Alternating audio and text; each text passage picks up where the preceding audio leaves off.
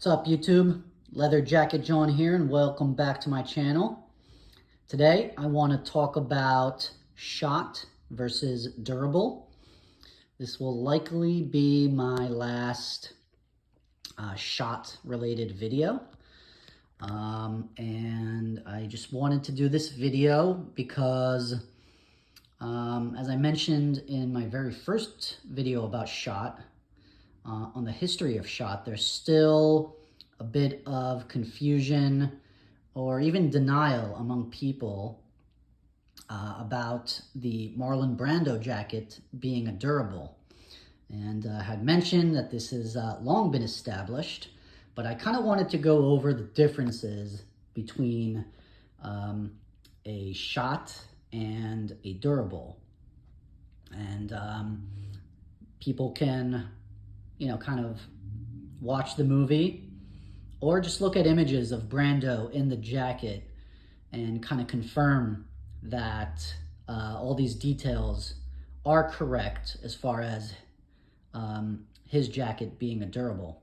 Now, this isn't going to be the fairest kind of comparison, just because this jacket right here is not the horsehide version, which is what would have been back then, even though I do believe that in 1953, maybe the Schott Perfecto wasn't even out yet. But let's say it was.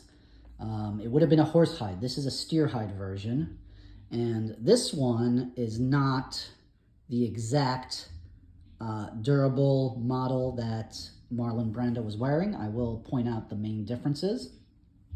Now, despite this not being a horsehide, it is a later 50s version and does have more or less the same details. In fact, the same details as the horsehide version would have. One of the main kind of distinguishing factors of the Brando jacket being a durable, in fact, it doesn't have that on this jacket, which is the epaulette. As you can see on this durable right here, the epaulette is kind of straight, blunt cut.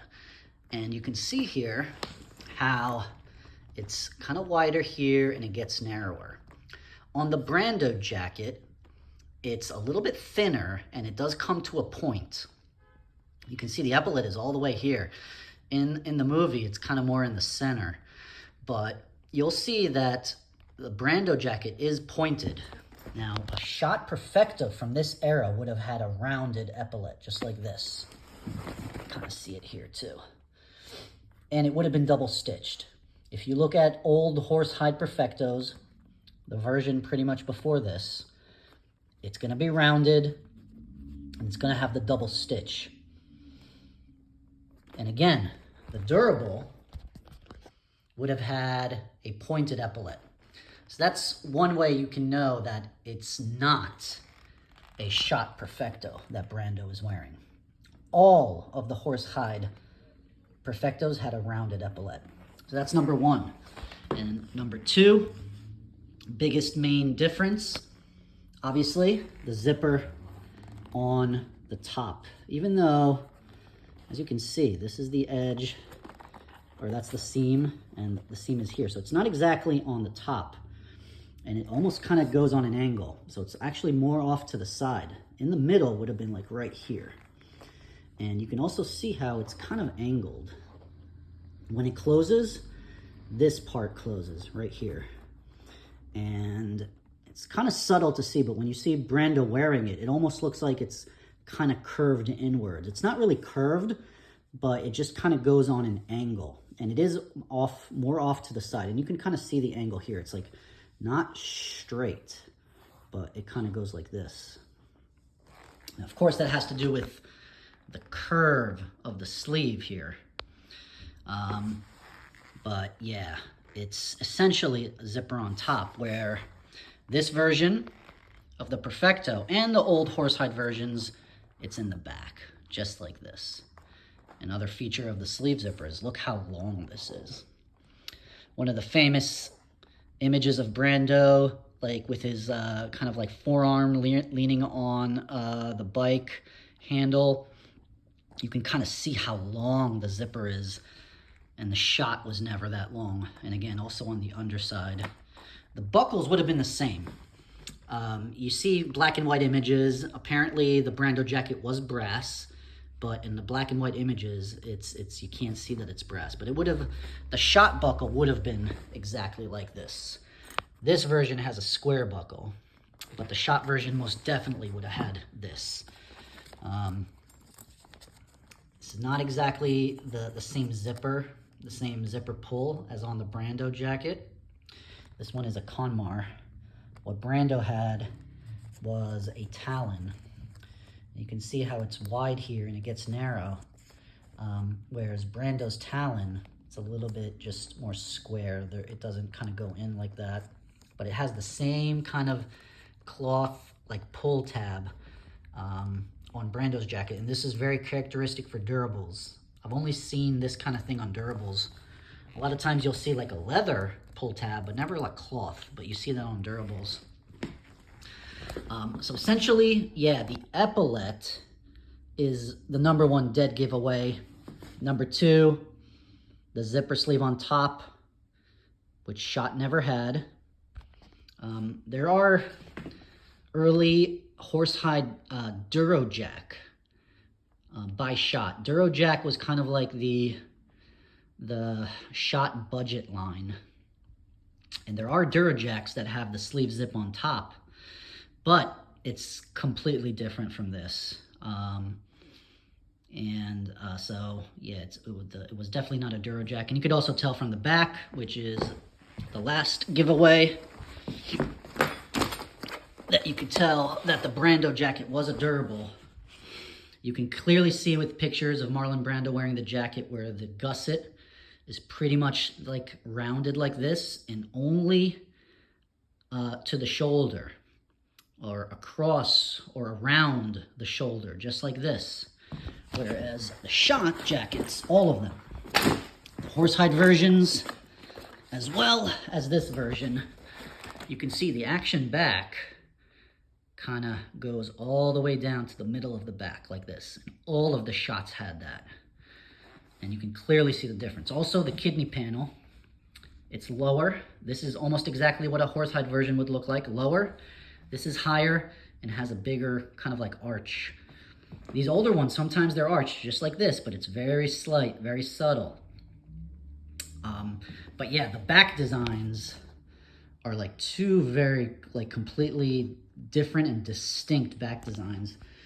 And there aren't many images of Brando from the back, but you do see the shoulder gusset, whereas this is more of like a full back gusset. And you kind of clearly see this on images of Brando. Now, this version is a little bit of a later version. The Brando jacket, you see the belt on this guy starts here. On the Brando version, this belt is attached right here.